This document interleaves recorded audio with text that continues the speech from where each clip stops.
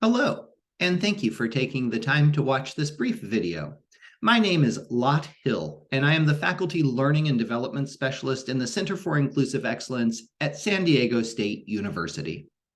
Among the many evidence-based inclusive instructional practices that include community building, community agreements, learning and correctly pronouncing student names, highly structured assignments and activities, and transparent course design, I'd like to focus our attention today on universal design for learning.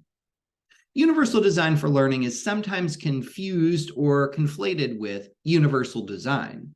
And though UDL is informed by universal design, it can be helpful to note the distinctions and similarities between UDL and UD.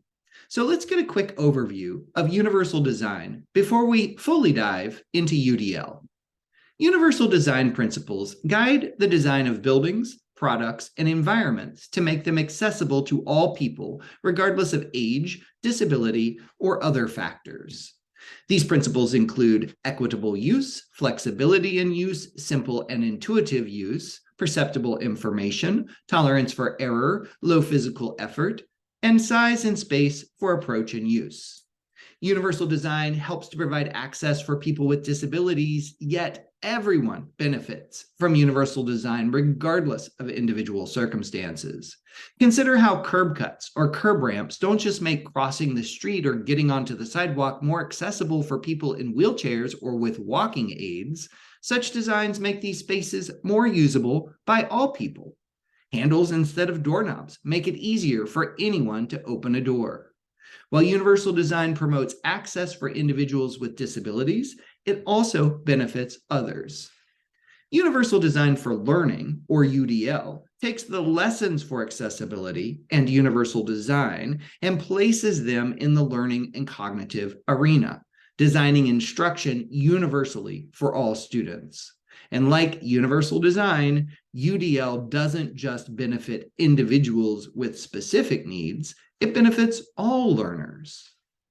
UDL is a framework to improve and optimize teaching and learning for all people based on scientific insights into how humans learn.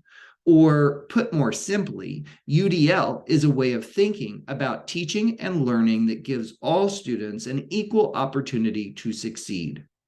UDL provides flexibility in the ways that information is presented, in the ways that students respond or demonstrate knowledge and skills, and in student engagement.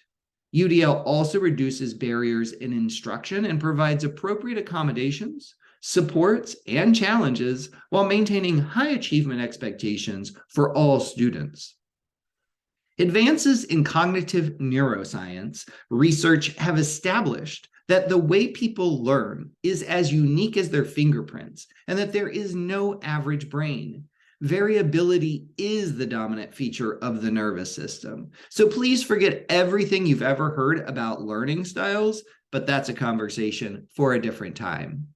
The concept of neurovariability reminds us that learners do not have an isolated learning style, but instead rely on many parts of the brain working together to function within a given context.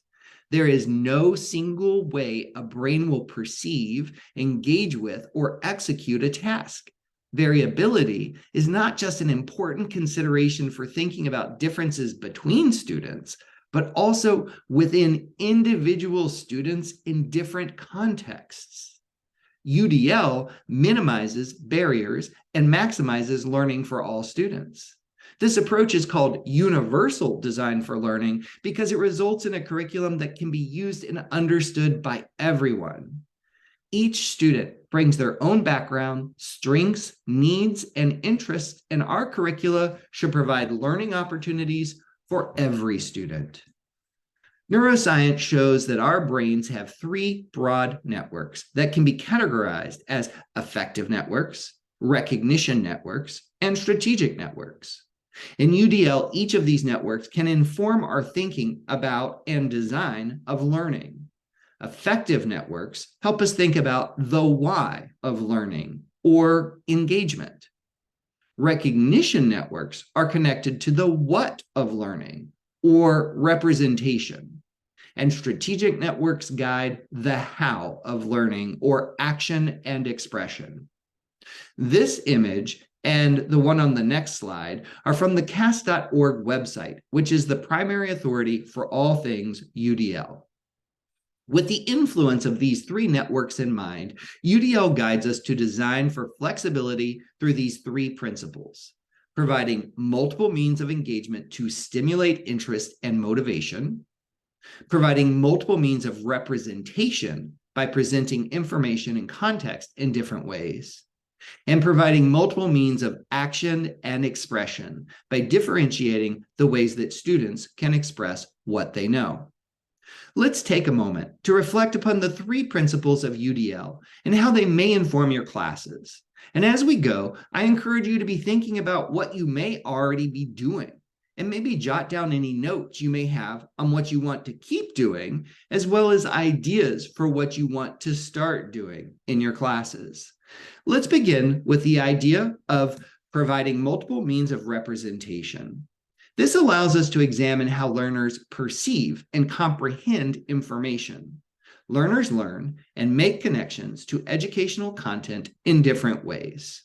So we can provide engaging and also multiple formats of media and varied supports for use of that media. We may also use graphics and animations and content maps when presenting content. We can highlight critical features. We can take steps to activate the background knowledge our students may carry. And we can also support vocabulary so students can acquire the knowledge being taught.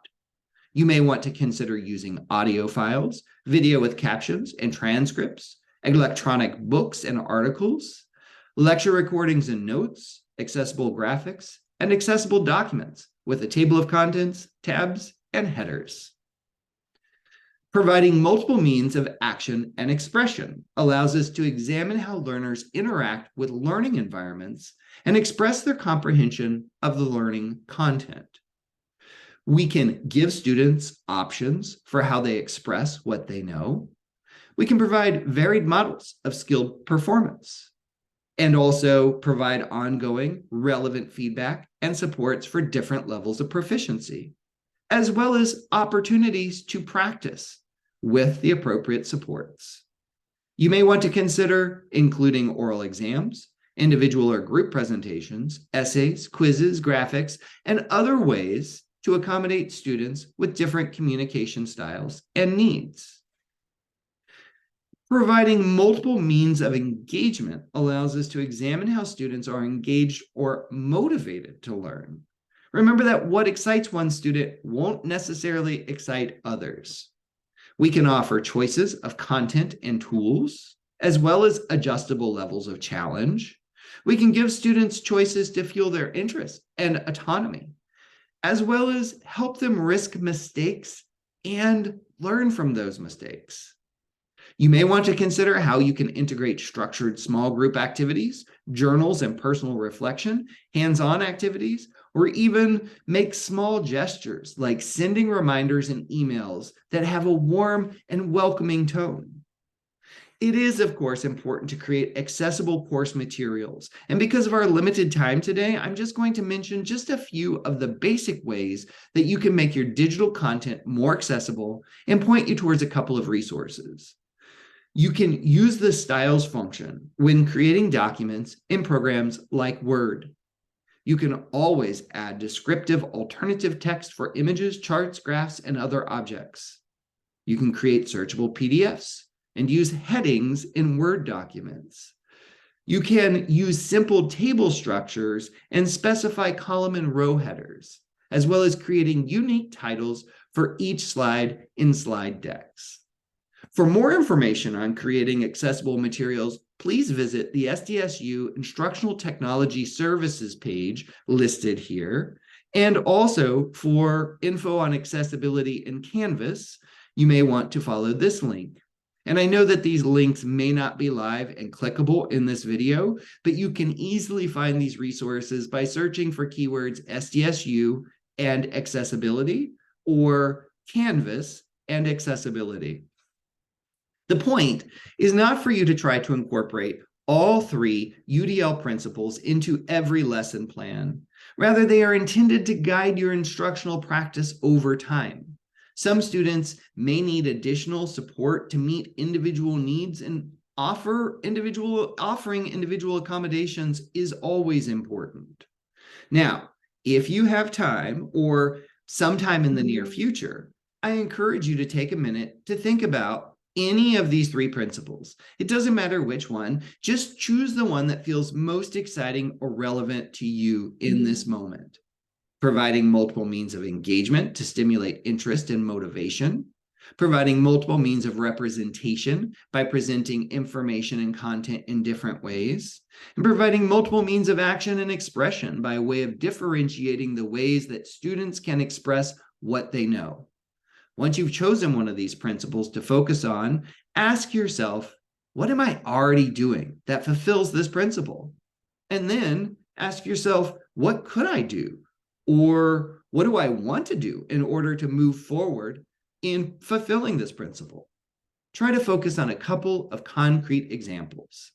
I also encourage you to talk to your colleagues and share ideas, and try to be open to the ideas that your colleagues share and consider them for the potential they may hold for your course. In summary, the basics of UDL ask us to show information in different ways, allow students to approach learning tasks and demonstrate what they know in different ways, and offer options that engage students and keep them interested. You can find more information about the Center for Inclusive Excellence on our website. You can also click on the UR code here to get right to that website. And if you have any thoughts, questions, comments, or suggestions for the content of this video, please contact me at lhill2@sdsu.edu. Thank you.